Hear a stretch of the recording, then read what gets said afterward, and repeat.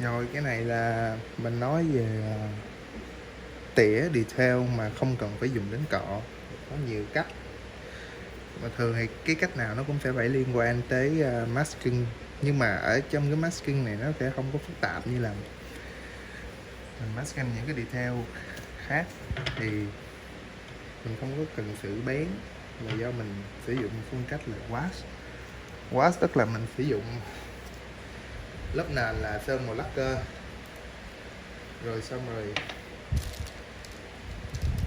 mình miêu tả những cái chỗ nào mà mình cần có màu gì màu gì màu gì nhưng phải là lacquer, rồi xong sau đó mình sẽ xịt một cái lớp sơn dầu tức là enamel lên, rồi mình chùi ngược nó ra, mà trong giới mô hình gọi là reverse wash. Ok, ví dụ như đây, cái miếng này là mình đã xịt kiểu như là mình binh bài trước là chỗ này màu gì, chỗ kia màu gì, chỗ này màu gì, chỗ kia màu gì hết rồi. Xong sau đó mình mới xịt màu enamel lên. Thì đây là màu gunmetal của Tamiya ha. Thì bây giờ mình cho dễ hiểu thì mình sẽ ở đây rồi, ví dụ như miếng này đó, thì lát hồi mình sẽ quay trở lại với miếng này sao đây nè. Chúng ta có thể thấy là mình không có cần nhất thiết phải masking, phải kiểu như là nét bén mọi thứ. Đây mình lột ra thì tức là ở phần này đó, đây là sơn lacquer ha, nó chưa hoàn chỉnh.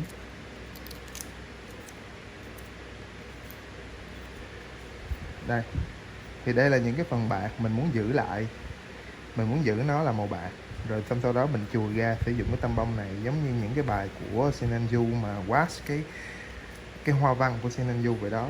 Thì ngay chỗ này là mình muốn nó màu tím, những phần này là mình muốn nó màu bạc, màu vàng này. Mà bạn có thể thấy là ở đây là mình không có cần phải mát kỹ ha, thì nó giống như thế này. Những cái phần sơn enamel nó sẽ là phần nằm bên dưới đây, như ở đây, và xong sau đó mình chùi cái phần cao ở trên này lên, mình chùi cái phần này đi thì nó sẽ lòi ra cái phần sơn lacquer bên dưới rồi ha. Đó, mình sẽ trở lại với cái này sau. Để mà chùi sơn enamel đi thì tốt nhất là trước khi mà mình làm, mình thao tác thì mình phải chuẩn bị trước là mình lên kế hoạch trước là mình muốn làm cái gì, chỗ nào màu gì, chỗ nào màu gì thì mình làm. Rồi để wash sơn lacquer, wash sơn enamel thì mình sử dụng zippo ha, rất là thuần túy và tăm bông. Rồi giờ mình thử nha.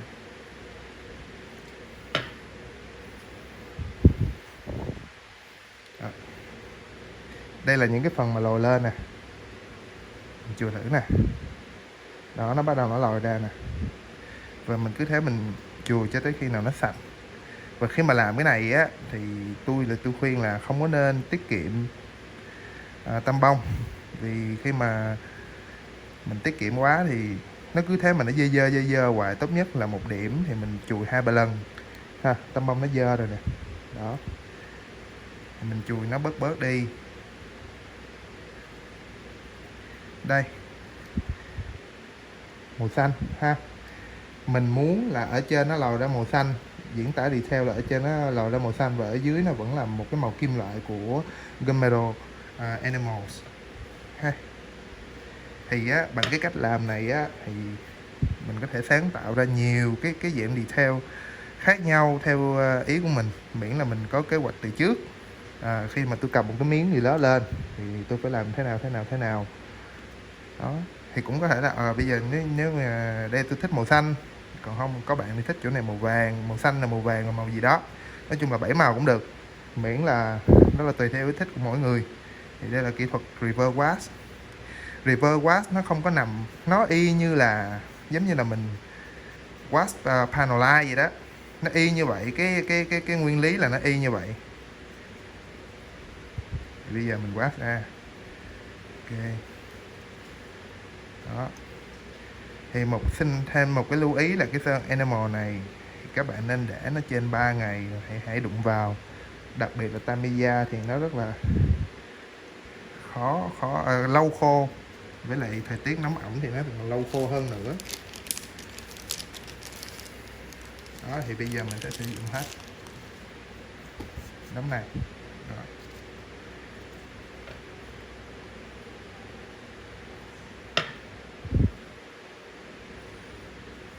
Mình sẽ tiếp tục chùi cho đến khi nào mà nó khô hết hoàn toàn.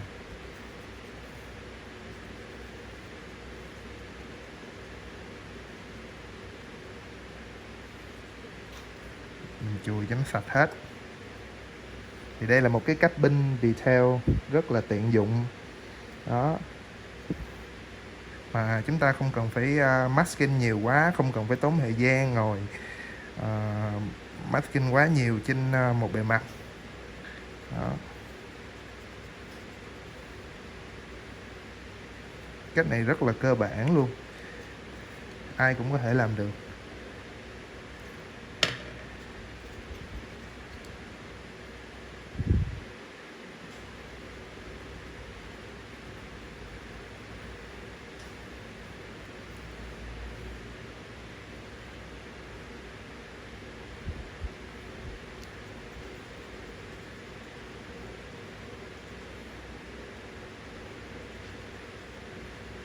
Đó, sau khi nó đen vậy thì mình nên đổi qua cái khác, mình không có tiếc mấy cái này.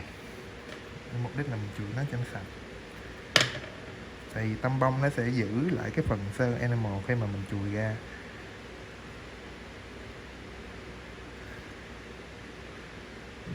Chùi sạch sẽ 2-3 lần gì đó là nó đã đẹp rồi ha. Đây, mấy tụi nước xanh nè. Đó, khác biệt màu hoàn toàn ha.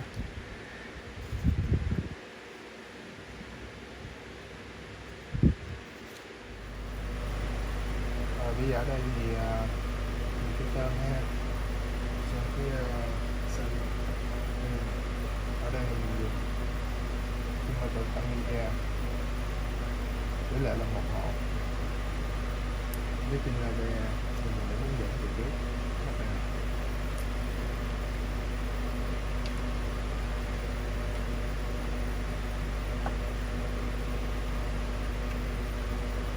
Sợi thì mình xịt nhẹ thôi, xịt từ từ.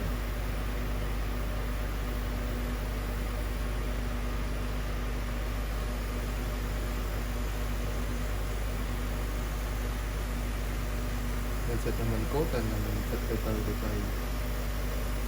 để cho là cái sơn nó phiêu vô hết tất cả những cái ngóc ngách của những cái detail.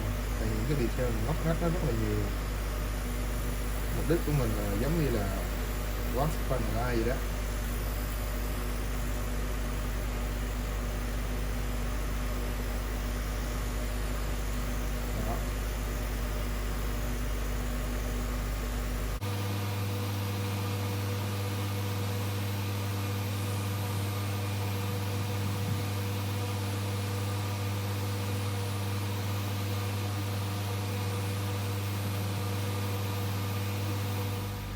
Rồi bây giờ thì mình đã xịt đó xong ha. Mình sẵn một miếng đó.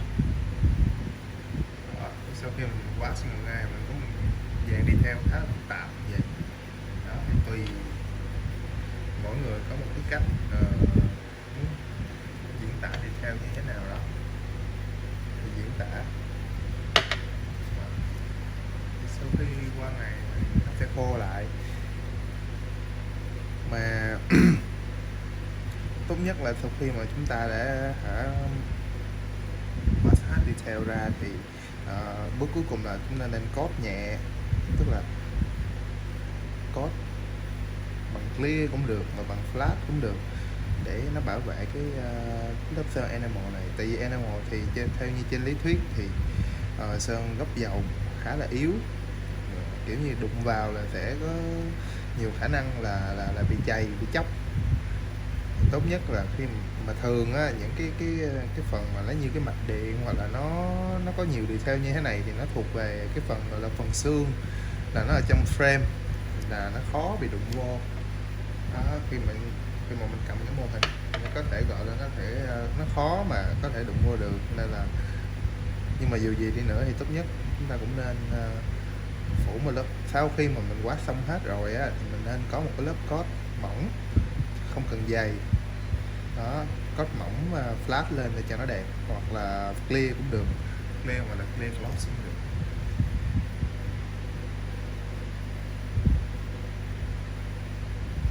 Thì cái wash này nè thì chủ yếu nó dựa vào cái độ khéo léo riêng của mọi người, thì cái này chỉ có thể là mình luyện tập thôi, sự khéo léo riêng của mỗi người, cái này là mình phải luyện tập thôi chứ không có thể nào mà chính xác được. Nó có thể lem một chút, kỳ này mình làm lem một chút, hoặc là chặt đi một chút thì kỳ sau mình làm lại đó. Ráng sao mình chùi cho sạch, để ý kỹ từng chi tiết, chùi lại 2 lần hoặc là 3 lần nếu cần thiết, là cái mô hình của mình nó sẽ đẹp và nó bén.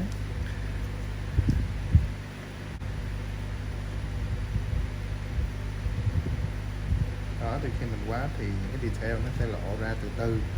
Những cái phần nổi mình chú ý là mình lấy cái màu là màu phần nổi, không phải là phần chìm là mình muốn trở thành là kim loại tối. Mình sử dụng gunmetal của Tamiya, mình áp dụng, mình vận dụng cái bài này vào nhiều vận dụng không, mình khéo léo hơn thì mình có thể tả thêm nhiều detail bằng màu lacquer sẵn, rồi mình cảm thấy là mình xác định là chỗ đó tôi có thể chọn cái cây vô mà tôi chùi được, thì đó thì mình làm thôi. Như vậy kết quả ra là như thế này đây.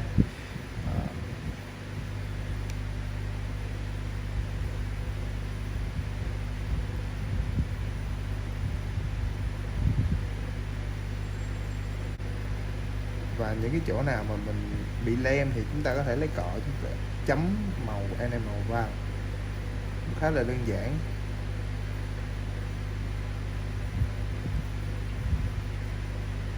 Chúng ta khi một cái điểm detail nào đó chúng ta nên chùi lại từ 2 tới 3 lần để mình make sure là nó sạch đẹp, chứ không thì sau khi á mà các bạn, cái enamel này nó là sơn dầu thì nó tính chất của nó là dầu, mà dầu thì nó giống gì, dầu nhớt, dầu ăn, thì mặc dù mà mình chùi mình nhìn nó sạch đó nhưng mà nó vẫn còn những cái mảng bám mà mình mỏng, thật là mỏng, mà đôi khi chúng ta đều có thể không thấy được bằng mắt thường, mà chỉ có khi nào mà chúng ta coat lên thì nó mới bắt đầu nó hiện ra.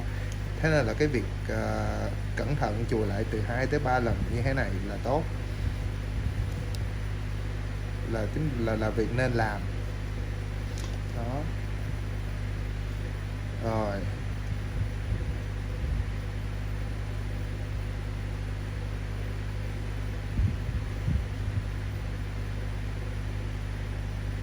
những cái điểm nào mà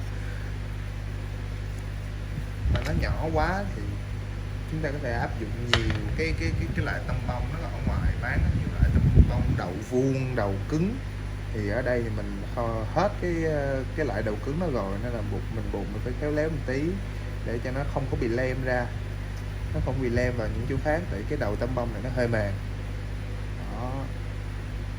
đó là như thế thôi. Đây. Ở trên cái mẫu này mình làm thì nó có nhiều cái ống quá rồi, nên là cái ống này mình quyết định giữ lại cái màu để màu gunmetal bình thường thôi. Thì đây là cách miêu tả detail ha, cũng giống như những cái detail nhỏ như thế này chúng ta không có thể nào mà chúng ta ngồi chấm cọ hoặc là chúng ta ngồi masking được, rất là khó. Thì đây là một cái cách cực kỳ đơn giản để sử dụng cái mối quan hệ giữa các loại sơn với nhau, để mình miêu tả detail nhanh gọn nhẹ lẹ đó. Ví dụ như một cái miếng đơn giản này, một vài người sẽ chỉ tiêu chỉ sơn có thể là màu bạc, hoặc là màu sơn tất cả màu bạc, hoặc tất cả là màu gold, hoặc là một màu metallic gì đó, nhưng mà mình tạo thêm sự phức tạp cho cái bài của mình bằng cách là đây là màu metallic xanh và mình wash ngược bằng gunmetal này nè đó. Thì tự nhiên cái bài mô hình của mình nó sẽ phức tạp hơn và nó bắt mắt hơn so với nếu mà chúng ta chỉ sơn một màu. Đây. ha.